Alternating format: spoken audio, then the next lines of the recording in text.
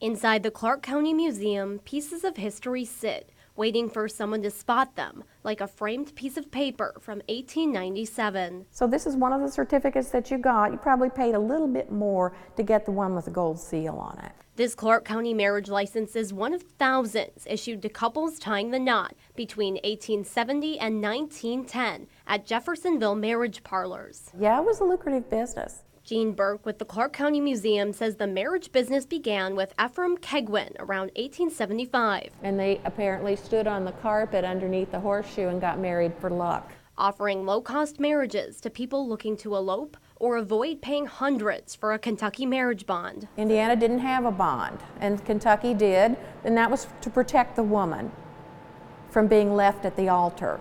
Those quick, cheap weddings in Jeffersonville became a big draw around the region. By the time he retired in the 1890s, had married 10,000 couples, many of whom were from Kentucky. Including her own family. My mother's in-laws came from, the groom came from Louisville, and her mother-in-law came from Madison, Indiana. She could have come down here on a riverboat and met him and gotten married in Jeffersonville, and that's what they did.